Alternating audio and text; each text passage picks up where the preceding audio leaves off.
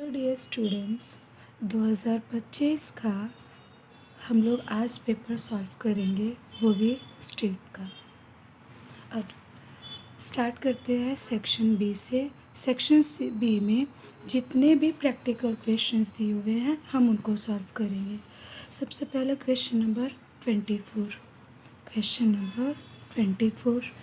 Number 24 में क्या दिया गया? The linear equation fitted using the data of 7 weeks for a variable y is y cap is equal to 25.1 minus 1.5 t.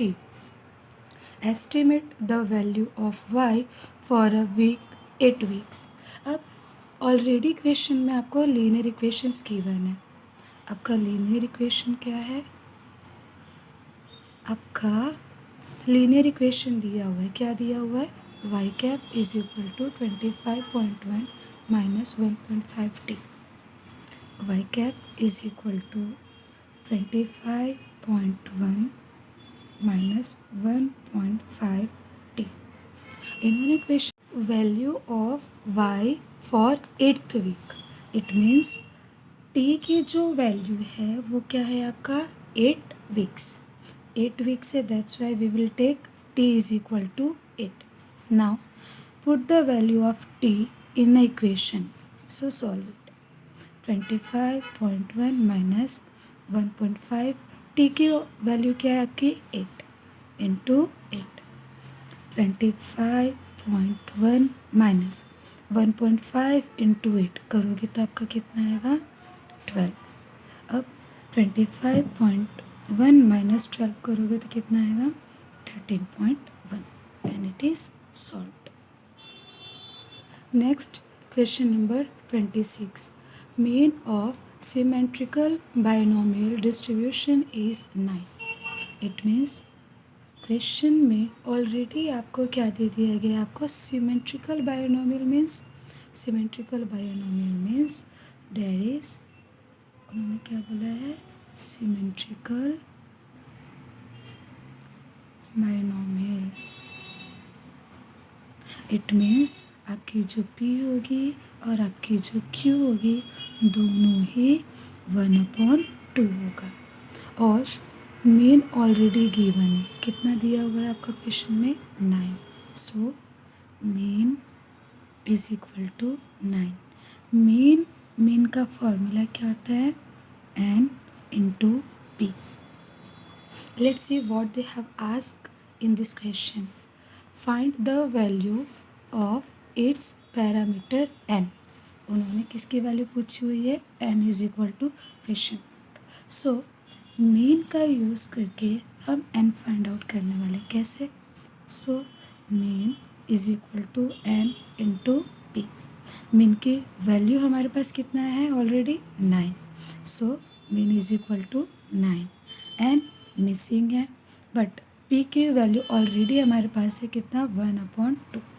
So put the value of p then next n into 1, तो आपका कितना आएगा? n/2। यहाँ पर 2 divide में है, is equal to के उस साइड जाएगी तो वो मल्टीप्लाई होगा। It means 9 into 2 is equal to n। 9 2 सा 18 is equal to n। Therefore n is equal to 18। Next question is question number 28. The approximate value of mean deviation for normal distribution is 12. Find its standard deviation. Question number 28. Question number 28 में अगर आप बहुत ध्यान से देखोगे तो आपका क्या दिया गया है? mean deviation। mean deviation कितना गिवन है आपका? 12 इज इक्वल टू 12। MD का फॉर्मूला क्या होता है? 4/5 सिग्मा। वहाँ पे क्वेश्चन में आपसे क्या बोला गया है? Standard deviation. Standard deviation means क्या होता है? स्टैंडर्ड डेविएशन को हम सिग्मा के थ्रू डिनोट करते हैं। अब हमारे पास MD है, 4/5 है, सिग्मा के वैल्यू हम फाइंड कर सकते हैं। कैसे? M D is equal to 4/5 sigma. M D की वैल्यू कितनी है आपके क्वेश्चन में 12। सो एम डी की जगह पे आप क्या पुट करोगे 12 4/5 इंटू सिग्मा। यहाँ पे 5 डिवीज़न में है तो इज इक्वल टू की उस साइड आएगा तो वो क्या हो जाएगा मल्टीप्लाई 4 इंटू सिग्मा। 12 फाइजा 60। यहाँ 4 आप देख सकते हो यहाँ पे मल्टीप्लिकेशन में इज इक्वल टू के इस साइड आएगा तो division is equal to sigma. So sigma is equal to 15। Therefore standard deviation is equal to sigma is equal to 15. Next question is question number 29. If limit x tends to -1, 4x plus k is equal to 6, then find the value of k. It means question number 29. Already आपके question में limit का equation given है। क्या दिया गया है limit x tends to -1 4x plus k is equal to 6।